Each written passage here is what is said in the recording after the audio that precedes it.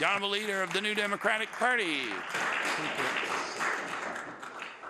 If a person in Nova Scotia today needs mental health supports, they go in one of two directions. If you have benefits from work or a higher income or a private insurance, you can get an appointment right away in one of the private psychological services there are around the province. But if you don't have that kind of access to credit or income or benefits or private insurance, then you need to access the public services of the Nova Scotia Health Authority, and that means a wait of 2, 3, 4, 6, 9, 10, 12 months sometimes in our province. I want to ask the Premier if he will acknowledge that we have a two-tier mental health care system in Nova Scotia today, one for those with resources and one for those who don't.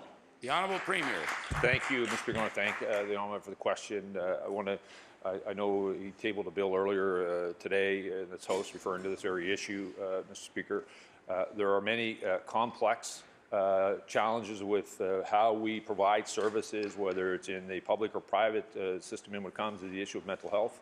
One of the things he would know, we continue to make sure that the decisions we were making were based on evidence, making sure that we continue to make programs that we put together. Dr. Stan Kuchar has been an important part of those conversations. Star Dobson has been part of those, continuing to make sure that we put the resources in that he's referring to provide those services today, but also dealing with the evidence-based information that we have, that we know that if we continue to put that wraparound service around our young people in schools, we can identify the challenges earlier on, and the outcomes, Mr. Speaker, are much, much better.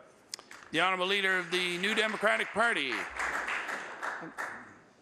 40% of people don't have the kind of benefits that will access counselling services for them. And there was a report a couple of years ago from the Canadian Psychological Association that said that in Nova Scotia, 50% of the need for counselling services is at the moment going unmet. So can the Premier tell us, is he satisfied with a system where, in effect, every second person is not getting the counselling services that they need because they haven't got the money? The Honourable Premier. Thank you, Mr. Speaker. Again, continue to work with our partners on evidence-based solutions to the challenges facing Nova Scotians, Mr. Speaker, when it comes to the issue of mental health. Said to the Honourable Member, we know there's more work to do. We're going to continue to make improvements to the system. It will be based on evidence, Mr. Speaker. It's simply not the idea, as the Honourable Member would suggest, that we just throw money at the challenge, Mr. Speaker. Every healthcare provider will tell you that's not the solution. The solution is making sure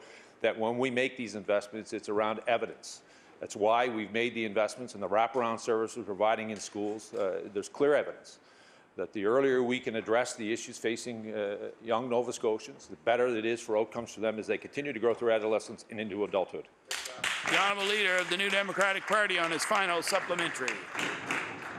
What there is evidence of, Mr. Speaker, is that all kinds of other jurisdictions in Canada are moving ahead by leaps and bounds with the vision with which they are addressing mental health, and Nova Scotia is being left behind. In Newfoundland or in PEI, you can walk in on a same-day basis and receive counselling services anytime. In Quebec, they've got a superlative suicide prevention program they made investments in. Ontario is spending more than almost twice what we are as a percentage of their health care on mental health care. So I want to ask the Premier if he will acknowledge that in the last 5 years, when it comes to the mental health emergency, here we in Nova Scotia, under this government's leadership, have fallen way behind.